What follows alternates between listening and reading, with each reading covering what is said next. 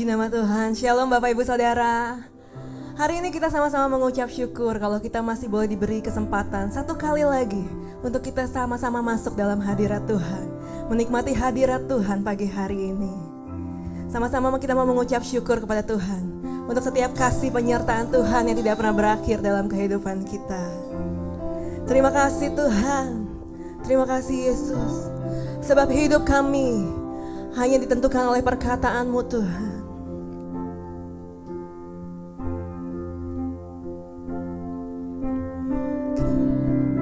Saat Kau berfirman, ku menang. Saat Kau bertindak,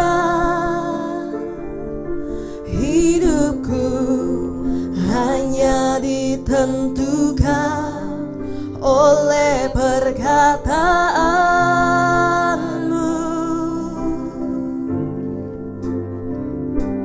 Ku aman karena Kau menjaga, ku kuat karena Kau menopang. Hidupku hanya ditentukan oleh kuasa-Mu. Sama-sama kita mau katakan, bagi Tuhan tak ada yang mustahil. Bagi Tuhan tak ada yang mustahil. Bagi Tuhan tak ada yang tak mungkin. Mujizatnya disediakan bagiku. Ku diangkat dan dipulihkannya. Pagi hari ini kami datang Tuhan, membawa setiap yang terbaik di hadapan-Mu. Terima kasih Tuhan. Sama-sama kita mau katakan, ku yakin saat Kau berfirman,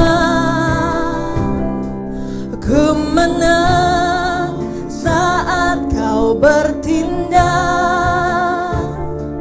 hidupku hanya ditentukan oleh perkataan-Mu. Katakan, kami aman karena Engkau Tuhan. Ku aman karena Kau menjaga, ku kuat karena Kau menopang. Hidupku hanya ditentukan oleh kuasa-Mu. Sebab bagi-Mu Tuhan, oh, bagi Tuhan tak ada yang mustahil. Bagi-Mu Tuhan, tak ada yang tak mungkin. Mujizatnya disediakan bagiku. Ku diangkat. Saya undang sama-sama Bapak Ibu untuk saling berdiri di hadapan Tuhan. Bagi Tuhan tak ada yang mustahil. Bagi Tuhan tak ada yang tak mungkin. Mujizatnya disediakan bagiku. Ku diangkat dan dipulihkan. Mari Bapak Ibu saja naikkan pujian. Bagi Tuhan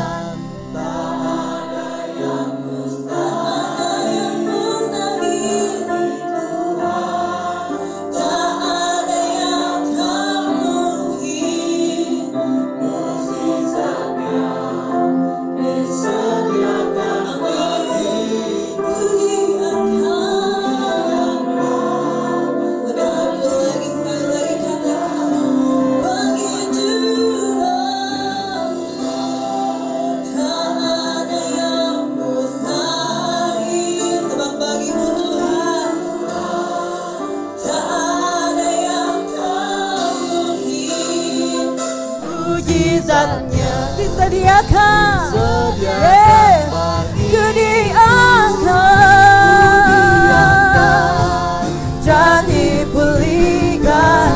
kita mau angkat tangan kita dan katakan, oh bagi Tuhan tak ada yang mustahil, tak ada yang tak mungkin. Amin. Mujizatnya disediakan bagiku, ku diangkat dan dipulihkan. Katakan mujizatnya, mujizatnya disediakan bagiku, ku diangkat dan dipulihkan. Mujizatnya disediakan bagiku, ku diangkat dan dipulihkannya. Haleluya, terima kasih Tuhan, Engkau terlalu baik Yesus, ku percaya. Haleluya, terima kasih Tuhan. Hanya Engkau yang layak Tuhan, menerima setiap sembah, menerima setiap pengagungan Tuhan. Haleluya, ku puji, ku muliakan. Terima kasih Tuhan. Haleluya, ini pengagungan kami Tuhan, ini ucapan syukur kami. Kami bawa yang terbaik kepadamu, sebab Engkau baik. Oh Tuhan,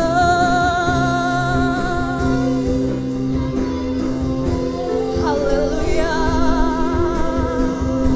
ku sembah Engkau Tuhan. Terima kasih Tuhan. Hanya Kau saja yang layak Tuhan, menerima setiap hormat, kemuliaan Tuhan. Terima kasih Tuhan. Haleluya.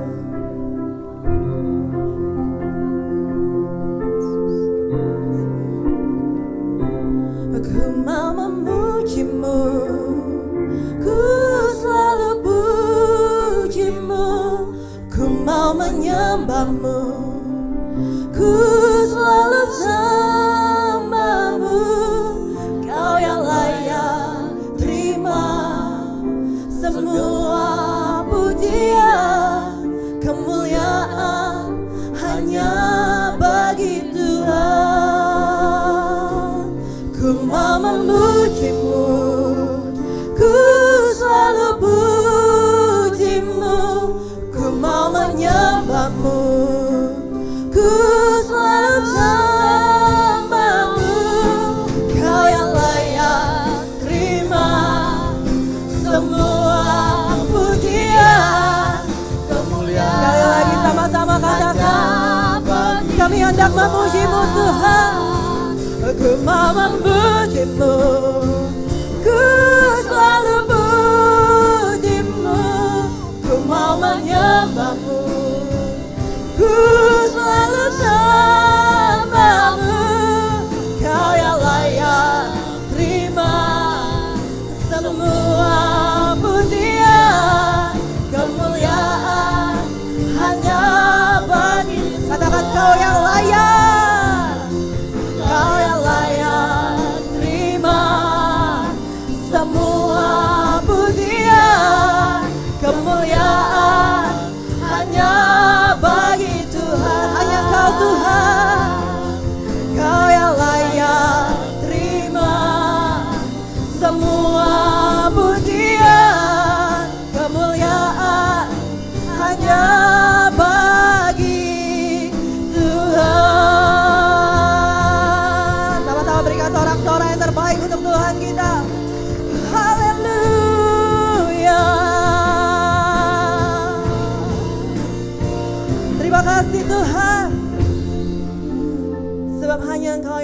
layak Tuhan menerima setiap pujian, pengagungan, hormat kami Tuhan.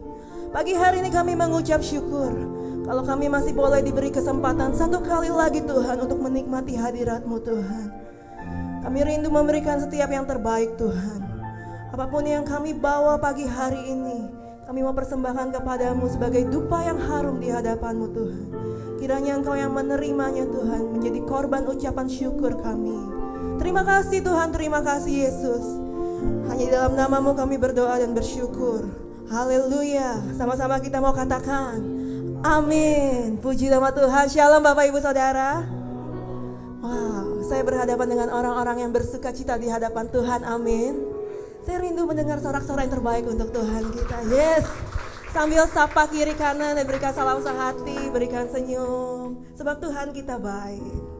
Silakan duduk kembali Bapak Ibu Saudara. Haleluya, kami memuji-Mu Tuhan. Yes.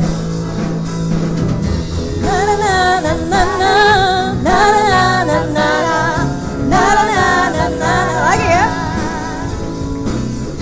Na na na na na na na na na na na na na.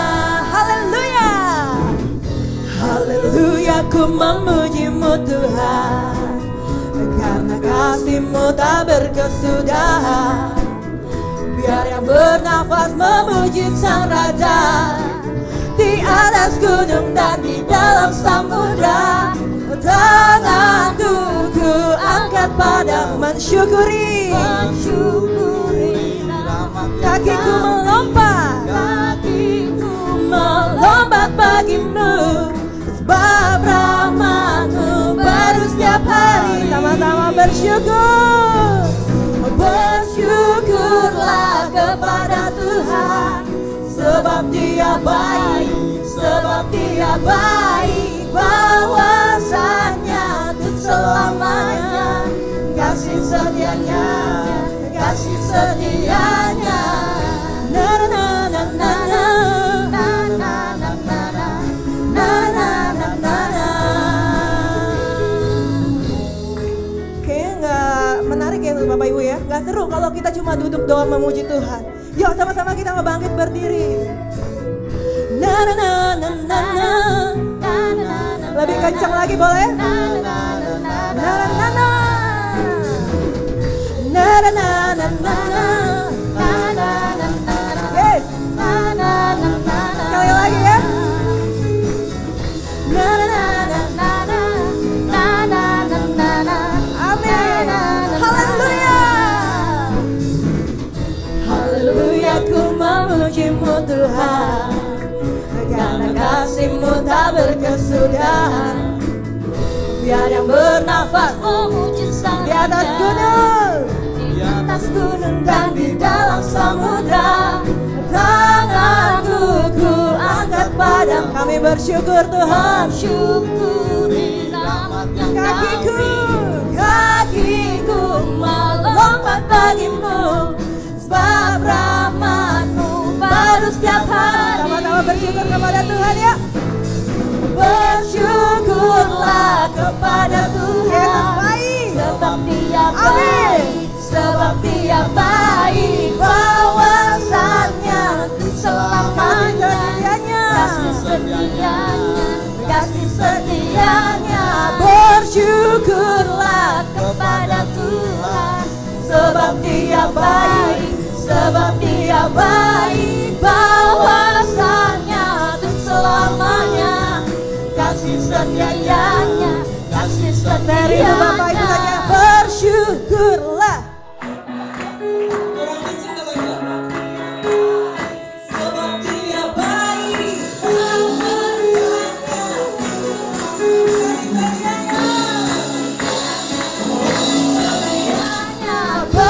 bersyukurlah kepada Tuhan, sebab Dia baik, sebab Dia baik. Bahwasanya untuk selamanya, kasih setianya, kasih setianya. Na na na na na na na na na na na na. Sekali lagi yuk. Na na na na na na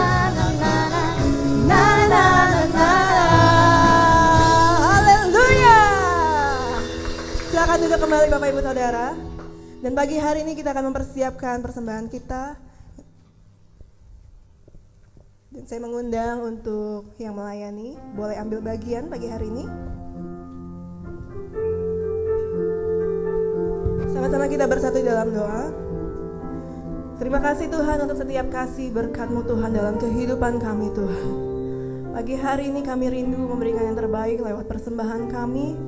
Kiranya sebelum kami memberi Tuhan, Engkau yang luruskan motivasi kami, bahkan menyucikan, menguduskannya. Dan pagi hari ini kami siap memberi yang terbaik kepadamu. Hanya dalam nama-Mu kami berdoa dan bersyukur. Haleluya, amin. Selamat memberikan yang terbaik kepada Tuhan. Ketika ku hadapi kehidupan ini, jalan mana yang harus ku pilih? Ku tahu ku tak mampu, ku tahu ku tak sanggup. Hanya Kau Tuhan tempat jawabanku. Aku pun tahu ku tak pernah sendiri, sebab Engkau Allah yang menggendongku. Tangan-Mu Tuhan, tangan-Mu membelaiku, cinta-Mu memuaskanku. Kau mengangkatku ke tempat yang tinggi. Janji-Mu seperti fajar, Janji-Mu seperti fajar pagi hari. amin. Dan tiada pernah terlambat bersinar. Cinta-Mu seperti sungai yang mengalir,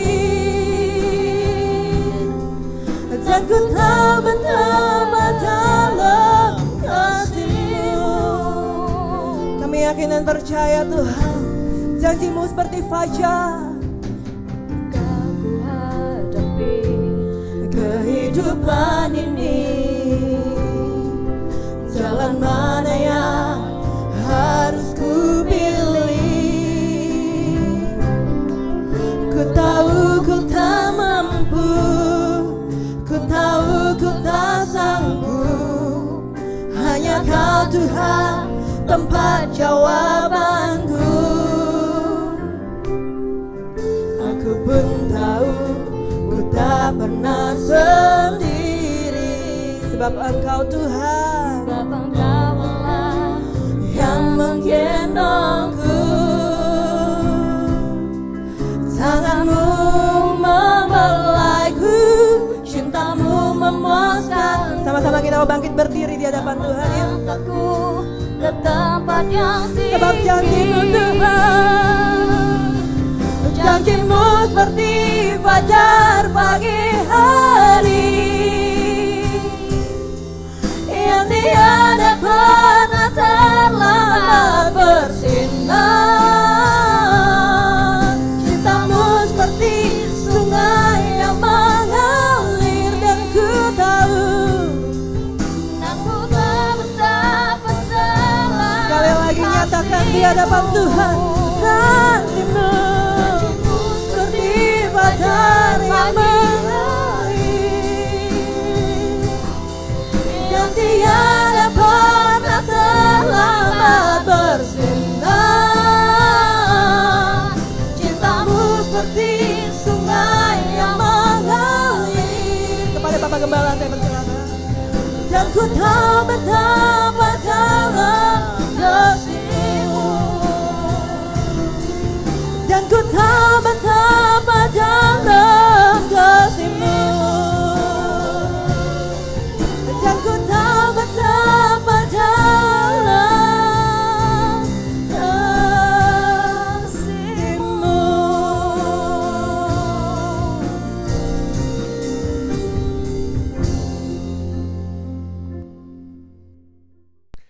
Shalom Bapak Ibu yang dikasihi oleh Tuhan. Senang saya bisa kembali bersama-sama dengan Bapak Ibu. Saya percaya kita semua dalam pertolongan, penyertaan dan perlindungan Tuhan. Bapak Ibu yang dikasihi oleh Tuhan, ada ungkapan yang mengatakan, yaitu lakukanlah perbuatan yang baik kapan saja dan perbuatan yang indah tanpa pikir panjang. Mengapa kita harus berbuat baik? Jawabannya jelas, yaitu untuk menunjukkan belas kasihan dan kebaikan Allah. Jadi Bapak Ibu, bagi kita untuk berbuat kebaikan, kita tidak perlu menunggu waktu yang baik untuk kita bisa berbuat baik. Tetapi Bapak Ibu, di dalam realita sosial sekarang ini, di sini banyak sekali terjadi yang namanya pilih kasih, yaitu dengan membeda-bedakan status sosial. Hal ini tentu telah menjadi fenomena di kalangan banyak orang, termasuk juga di dalam hidup berjemaat. Bapak Ibu, ini bisa kita lihat di dalam keseharian kita. Kita bisa lihat bahwa orang yang kaya, orang yang punya kekuasaan, orang yang berpendidikan, dia lebih dihormati daripada orang miskin yang dianggap berstatus sosial rendah. Bapak Ibu, sikap membeda-bedakan ini jelas dapat terlihat dari cara di dalam berelasi. Ini bisa kita lihat ketika orang itu berinteraksi dengan orang lain. Lalu bagaimana dengan kita, orang-orang yang dipilih oleh Tuhan? Ya, kita sebagai orang percaya tentu sudah seharusnya hidup kita menjadi teladan, menjadi contoh dalam memperlakukan setiap orang dengan baik, apapun status sosialnya. Karena memang hal ini merupakan bentuk gaya hidup yang sesuai dengan nilai etika moral Kristiani secara bertanggung jawab. Untuk ini saya akan bacakan bagi kita semua di dalam Lukas 10 ayat 25 sampai dengan 37. Lukas 10 ayat 25 sampai dengan 37 dikatakan demikian. Orang Samaria yang murah hati. Pada suatu kali berdirilah seorang ahli Taurat untuk mencobai Yesus. Katanya, "Guru, apa yang harus kuperbuat untuk memperoleh hidup yang kekal?" Jawab Yesus kepadanya, "Apa yang tertulis dalam hukum Taurat? Apa yang kau baca di sana?" Jawab orang itu, "Kasihilah Tuhan Allahmu dengan segenap hatimu dan dengan segenap jiwamu dan dengan segenap kekuatanmu dan dengan segenap akal budimu, dan kasihilah sesamamu manusia seperti dirimu sendiri." Kata Yesus kepadanya, "Jawabmu itu benar, perbuatlah demikian, maka engkau akan hidup." Tetapi untuk membenarkan dirinya, orang itu berkata kepada Yesus, "Dan siapakah sesamaku manusia?" Jawab Yesus, "Adalah seorang yang turun dari Yerusalem ke Yeriko. Ia jatuh ke tangan penyamun-penyamun yang bukan saja merampok habis-habisan, tetapi yang juga memukulnya, dan yang sesudah itu pergi meninggalkannya setengah mati. Kebetulan ada seorang imam turun melalui jalan itu. Ia melihat orang itu, tetapi ia melewatinya dari seberang jalan. Demikian juga seorang Lewi datang ke tempat itu. Ketika ia melihat orang itu, ia melewatinya dari seberang jalan. Lalu datang seorang Samaria yang sedang dalam perjalanan ke tempat itu. Dan ketika ia melihat orang itu, tergeraklah hatinya oleh belas kasihan. Ia pergi kepadanya, lalu membalut luka-lukanya, dan sesudah ia menyiraminya dengan minyak dan anggur. Kemudian ia menaikkan orang itu ke atas keledai tunggangannya sendiri, lalu membawanya ke tempat penginapan dan merawatnya. Keesokan harinya ia menyerahkan 2 dinar kepada pemilik penginapan itu. Katanya, rawatlah dia, dan jika kau belanjakan lebih dari ini, aku akan menggantinya waktu aku kembali. Siapakah di antara ketiga orang ini menurut pendapatmu adalah sesama manusia dari orang yang jatuh ke tangan penyamun itu? Jawab orang itu, orang yang telah menunjukkan belas kasihan kepadanya. Kata Yesus kepadanya, pergilah dan perbuatlah demikian. Bapak Ibu, dari kisah mengenai orang Samaria ini, di sini saya melihat ada banyak hal yang menarik yang bisa kita pelajari. Yang pertama, berbicara tentang kebenaran tidak menjamin seseorang memiliki hati yang benar. Kita bisa melihat dari kisah orang Samaria yang murah hati ini. Ini merupakan sebuah perumpamaan yang diceritakan oleh Tuhan Yesus sebagai jawaban atas pertanyaan yang tidak tulus dari seorang ahli Taurat. Bapak Ibu, pakar kitab suci ini, ia sengaja bertanya kepada Yesus karena ia mau mencobai Yesus. Karena sebenarnya ia tidak benar-benar ingin tahu tentang kebenaran. Karena memang ia hanya ingin menguji Yesus di depan banyak orang. Bapak Ibu, dalam catatan Lukas sebelumnya, ahli-ahli Taurat dan orang Farisi ini memang bermaksud mencari kesalahan Yesus. Saya akan bacakan ayatnya bagi kita semua dalam Lukas 6 ayat 7 dan ayat 11. Di dalam ayat 7 dikatakan demikian. Ahli-ahli Taurat dan orang-orang Farisi mengamat-amati Yesus kalau-kalau ia menyembuhkan orang pada hari Sabat, supaya mereka dapat alasan untuk mempersalahkan dia. Di dalam ayat yang ke-11 dikatakan demikian. Maka meluaplah amarah mereka, lalu mereka berunding apakah yang akan mereka lakukan terhadap Yesus. Bapak Ibu yang dikasihi oleh Tuhan, saya mau katakan ini tidak jauh berbeda dengan keadaan kita sekarang ini.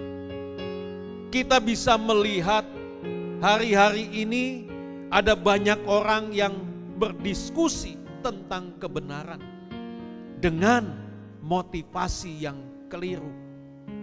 Mengapa saya katakan motivasi yang keliru? Karena mereka tidak sungguh-sungguh ingin tahu tentang kebenaran. Karena mereka hanya ingin memuaskan hasrat intelektualnya. Karenanya mereka menjebak lawan bicaranya atau bahkan mempermalukannya di depan orang. Yang kedua, hafal kitab suci tidak menjamin perubahan karakter. Ada begitu banyak orang hafal kitab suci, tapi karakternya tidak berubah. Di sini kita bisa melihat dari percakapan yang dicatat oleh Lukas. Bapak Ibu, kita tahu bahwa ahli Taurat sangat menguasai isi kitab sucinya. Ahli Taurat ini bisa mengutip dengan benar hukum yang utama yang merangkum semua hukum yang lain. Namun ketika ia diminta oleh Tuhan Yesus untuk menerapkannya apa yang ia ketahuinya, maka di situ ia malah justru berkelit untuk membenarkan dirinya. Bapak Ibu, ahli Taurat ini bertanya kepada Tuhan Yesus, siapakah sesamamu manusia? Pak Ibu, dari pertanyaan ini demikian juga halnya dengan kita. Kita seringkali mendengar kebenaran firman Tuhan berkali-kali. Namun kita juga seringkali mencari pembenaran diri kita sendiri untuk tidak melakukannya, seperti halnya ahli Taurat tadi. Saya mau katakan kepada kita semua bahwa sikap pembenaran diri ini adalah suatu kesombongan dan ini salah. Oleh karena itu saya mau katakan juga kepada kita semua, tidak ada kebenaran di antara orang-orang yang saling membenarkan dirinya. Kita memang dalam hidup ini Bapak Ibu perlu mencari kebenaran, tetapi harus disikapi dan dilakukan dengan benar. Itulah sebabnya jangan kita menjadi sombong karena kita merasa bahwa kita sudah benar, tetapi kita harus buang kesombongan itu. Yang ketiga, aktif melayani tidak sama dengan mentaati firman Tuhan. Kita bisa melihat ada begitu banyak orang yang aktif melayani Tuhan, tetapi tidak taat pada firman Tuhan. Sang ahli Taurat ini Bapak Ibu pada waktu itu mungkin terperangah dengan jawaban yang diberikan oleh Tuhan Yesus. Bapak Ibu, dua tokoh dalam perumpamaan orang Samaria yang murah hati ini. Ini adalah orang-orang terkemuka dalam komunitas Yahudi, yaitu seorang imam dan seorang Lewi. Ini adalah suku yang dikhususkan untuk melayani bait Allah. Jadi Bapak Ibu, mereka itu tahu betul tentang hukum-hukum Allah. Bahkan mereka selalu memperkatakan kebenaran di depan umat Allah. Tetapi sayangnya mereka tidak mempraktekkan kebenaran. Jadi saya mau katakan Bapak Ibu, keterlibatan aktif dalam pelayanan ini tidak berarti seseorang itu mentaati firman Tuhan. Ini akan terlihat ketika mereka diperhadapkan kepada kebutuhan sesamanya. Pak Ibu perhatikan dengan baik. Baik sang imam maupun orang Lewi, mereka sama-sama tidak mau mempraktekkan kebenaran yang mereka ketahui kebenaran yang mereka beritakan. Mengapa demikian? Mungkin saja mereka takut mengambil risiko menolong orang yang belum mereka kenal. Dalam hidup ini Bapak Ibu, bukankah kita juga kerap kali seperti itu? Bapak Ibu, keaktifan kita melayani bukan jaminan bahwa kita selalu mentaati firman Tuhan. Itulah sebabnya ada banyak orang gagal akibat dari ketidaktaatannya. Ada banyak sekali pelayan-pelayan Tuhan mengalami kegagalan karena akibat dari ketidaktaatannya. Saya mau katakan Bapak Ibu, bahwa ketaatan bagi kita itu adalah harga mutlak yang tidak bisa ditawar-tawar lagi. Jadi Bapak Ibu, kalau kita ingin mengalami dalam hidup ini penggenapan janji Tuhan, maka tidak ada pilihan selain kita hidup dalam ketaatan. Yang keempat, Tuhan menghendaki kita mengasihi sesama manusia, bukan manusia yang sama dengan kita. Pak Ibu, perumpamaan ini adalah jawaban Yesus atas pertanyaan sang ahli Taurat, siapakah sesamaku manusia? Dari pertanyaan ini, ahli Taurat mungkin berharap Yesus menyebutkan kriteria tertentu yang kemudian bisa disanggahnya. Tetapi justru Yesus malah memberikan perumpamaan yang mengejutkan. Bapak Ibu, orang Samaria ini adalah keturunan Yahudi yang sudah berdarah campuran. Sehingga orang Samaria ini dihindari oleh orang Yahudi asli. Namun Bapak Ibu, ketika ia mendapati orang Yahudi yang sekarat, justru di sini orang Samarialah yang memberikan pertolongan. Jadi Bapak Ibu, sungguh ini adalah sebuah contoh yang dramatis. Karena orang yang ditolongnya bukan hanya berasal dari kaum yang berbeda, tetapi yang selama ini juga menghina dan mengasingkan kaumnya. Bapak Ibu, bagaimana dengan kita sebagai pengikut-pengikut Kristus? Pak Ibu, kita dipanggil untuk melakukan hal yang sama, yaitu mengasihi sesama manusia. Mengasihi sesama manusia bukan karena mereka sama dengan kita, bukan karena mereka berbuat baik kepada kita, tetapi Tuhan menghendaki supaya kita menyatakan kasih-Nya kepada sesama kita.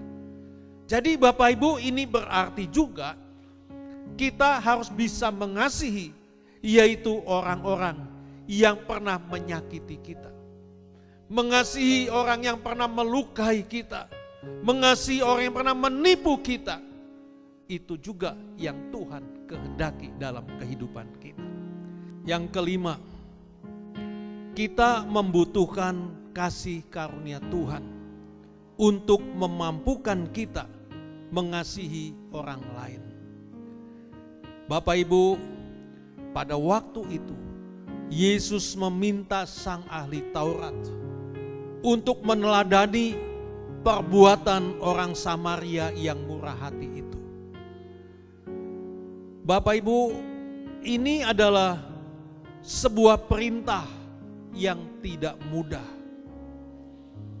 Mengapa tidak mudah Bapak Ibu? Jangankan mengasihi orang yang memandang kita sebelah mata, orang dari kelompok yang sama pun belum tentu mudah untuk dikasihi. Oleh karenanya, betapa kita semua butuh kasih karunia Tuhan untuk dapat mentaati perintahnya. Pak Ibu, saya mau katakan sangat sulit untuk benar-benar mengasihi. Jika kita sendiri belum mengalami kasih Tuhan, saya mau katakan sangat sulit untuk kita bisa benar-benar mengasihi. Sebab kita hanya akan baik kepada orang yang baik juga terhadap kita. Atau kita baik kepada seseorang karena kita punya kepentingan tertentu dengan orang itu. Namun Bapak Ibu, saya mau katakan, kalau kita mengingat akan kasih Allah kepada kita, Dia datang ke dalam dunia, bahkan rela mati di atas kayu salib, menebus dan membayar hutang dosa kita. Dari kasih Tuhan ini, seharusnya kita digerakkan, dimampukan untuk kita bisa mengasihi sesama dengan tidak tanggung-tanggung. Termasuk mereka yang menurut pandangan dunia tidak layak untuk dikasihi. Bapak Ibu yang dikasihi oleh Tuhan, kisah orang Samaria yang murah hati ini bukan sekedar kisah teladan menolong orang lain tanpa pamrih. Tetapi kisah ini juga merupakan cermin yang menunjukkan kepada kita, yaitu tembok-tembok keangkuhan diri kita. Yaitu yang membuat kita seringkali cenderung dalam hidup ini mencari pembenaran diri.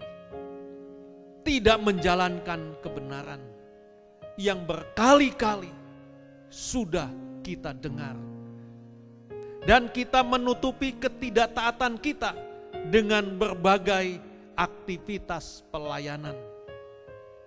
Kita juga mendefinisikan perintah Tuhan sesuai standar penilaian kita sendiri. Itulah sebabnya Bapak Ibu, betapa perlu dalam hidup ini Tuhan menghancurkan tembok-tembok keangkuhan kita, yaitu agar kita dapat benar-benar dalam hidup ini mengasihi sesama seperti diri sendiri, sesuai dengan apa yang Tuhan inginkan. Untuk itu Bapak Ibu, mari kita mau berbuat baik. Kita berbuat baik tanpa menunggu waktu yang baik untuk bisa berbuat baik. Amin. Tuhan Yesus memberkati. Shalom Bapak Ibu Saudara, selamat hari Minggu bagi kita semua, khususnya bagi Bapak Ibu Saudara yang telah mengikuti ibadah baik secara offline maupun secara online. Kiranya Tuhan Yesus memberkati kita semua. Bapak Ibu Saudara, jangan lupa untuk like video ini dan di-share ke seluruh sosial media Bapak Ibu Saudara untuk dibagikan kepada rekan-rekan yang lainnya. Dan juga jangan lupa untuk subscribe channel GBI Shalom Titian Kencana dan diklik loncengnya supaya Bapak Ibu Saudara mendapatkan notifikasinya. Selamat hari Minggu dan Tuhan Yesus memberkati.